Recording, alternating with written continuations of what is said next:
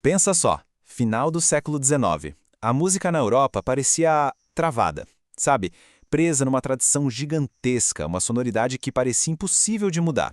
Só que, lá na França, uma revolução bem silenciosa já estava começando.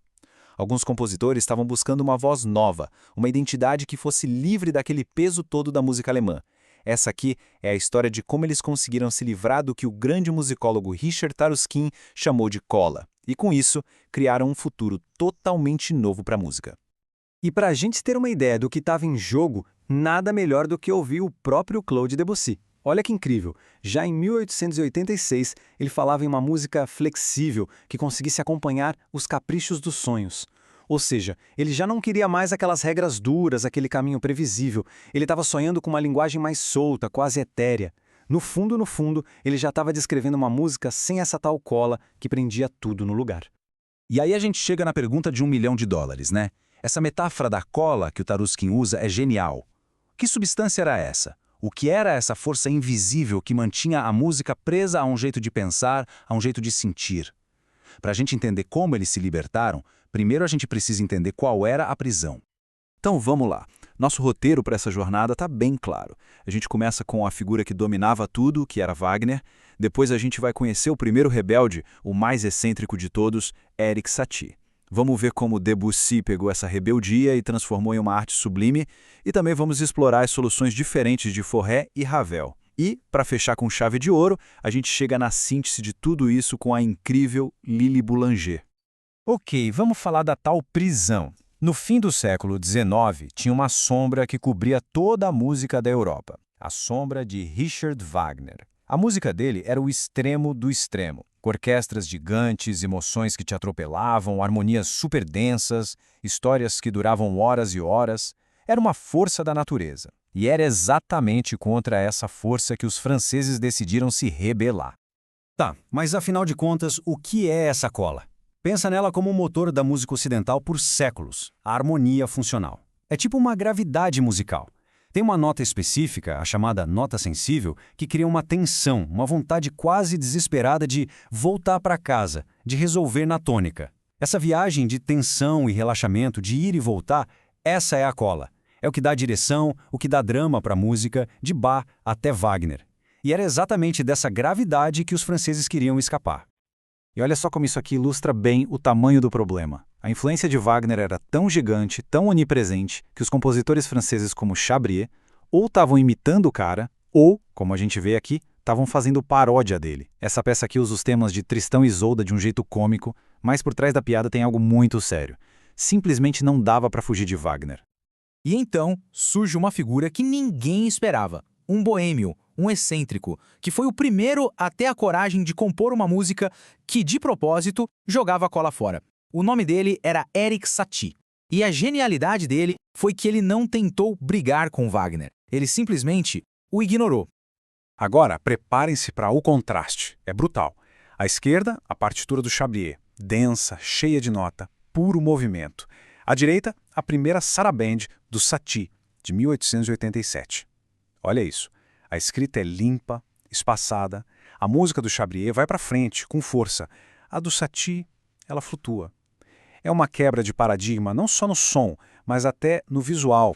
Então, qual foi a mágica dele? O segredo é de uma simplicidade genial. Satie pegou aqueles acordes que a tradição dizia que eram instáveis, sabe? Os de sétima e nona, e simplesmente não resolveu eles. Em vez de serem um passo para algum lugar, cada acorde virou o próprio lugar. Uma cor, um som puro. Eles não estão indo para lugar nenhum. Eles só existem. A cola, aquele motor da resolução, foi simplesmente desligada. Isso, claro, nos leva direto para a obra mais famosa dele, as Gimnopédies. Olhem para a partitura, ali na mão esquerda. É um padrão super simples que fica se repetindo. Uma nota grave, um acorde. De novo. E de novo. Não tem desenvolvimento, não tem história, não tem drama, é pura atmosfera. É um estado de espírito suspenso no tempo. É exatamente o som da música sem cola. Ok, se o Satie foi o profeta radical, aquele que chutou a borta, Claude Debussy foi o gênio que entrou e construiu um palácio ali dentro. Ele pegou essas ideias e transformou numa linguagem musical sofisticada, sutil e com uma influência gigantesca. Debussy não só tirou a cola, ele colocou algo totalmente novo e lindo no lugar. Para entender Debussy, a gente precisa mergulhar de cabeça numa das peças mais icônicas dele, Voiles. O próprio título já é ambíguo, pode significar velas de barco ou véus. E a música é exatamente isso, uma obra-prima de atmosfera, de névoa, construída quase que inteiramente sem aquela lógica harmônica tradicional. E como Debussy consegue criar esse clima? A resposta está no DNA da peça, a escala que ele usa. Voiles é quase toda construída sobre a escala de tons inteiros. É uma sequência de notas onde a distância entre elas é sempre de um tom inteiro, não tem semitons. E por que isso é a chave de tudo? Porque a nota sensível, lembra dela? O principal ingrediente da cola precisa de um semitom para criar aquela tensão de querer resolver. Sem semitons, Debussy elimina a própria possibilidade de tensão. A cola simplesmente se dissolve no ar.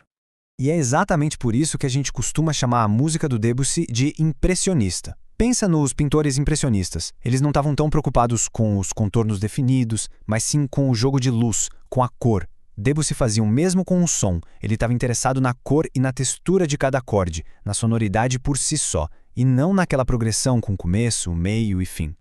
Mas olha, não vamos pensar que Debussy era o único herói nessa história. A resposta francesa ao domínio alemão teve outros caminhos. Compositores geniais encontraram suas próprias maneiras de enfraquecer ou de dar a volta na cola harmônica. E aqui se destacam dois nomes, Gabriel Fauré e Maurice Ravel. E os métodos deles não podiam ser mais diferentes.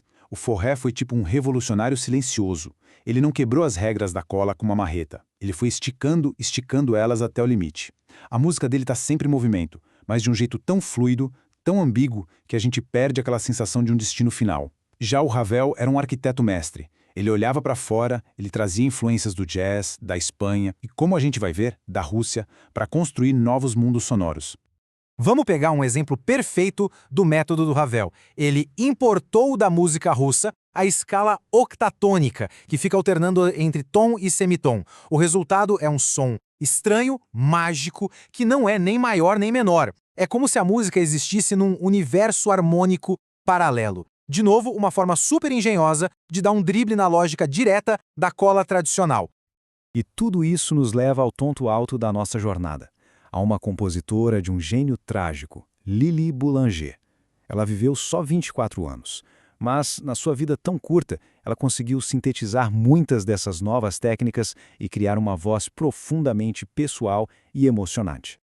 A obra Pia Gesù, que ela compôs praticamente no seu leito de morte, é um testemunho de arrepiar. Nela a gente ouve a clareza que lembra Fauré, junto com as cores harmônicas que lembram Debussy, mas o resultado é algo que é só dela. É 100% Lili Boulanger. Vamos focar nos momentos finais dessa peça. A música parece que está indo para uma conclusão, mas aí a Boulanger faz uma coisa radical. Ela tira, de propósito, a nota sensível. A gente já sabe, né? É essa nota que cria a tensão, o ingrediente principal da cola. Ao tirar essa nota, ela nega aquela sensação de ufa, chegamos. O resultado não é um ponto final, é uma sensação de transcendência, de flutuação no espaço. E aqui a gente chega no clímax de tudo, o acorde final. Não é um acorde maior ou menor, que é a base de tudo. É um empilhamento de quartas, uma sonoridade aberta, suspensa, moderna. É nesse momento que o Taruskin declara o triunfo da ausência de cola. Esse som, para ele, não é só o fim de uma música, é a própria essência da França, que essa geração de compositores finalmente conseguiu encontrar. Então, para a gente resumir essa história toda, quais foram as armas secretas dessa revolução?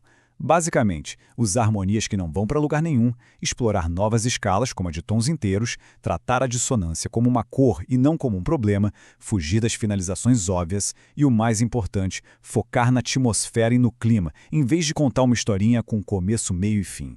Esses foram os tijolos de um mundo sonoro completamente novo. E a gente termina com uma pergunta para ficar ecoando. Ao se livrarem da cola, esses compositores não criaram apenas uma nova identidade para a música francesa.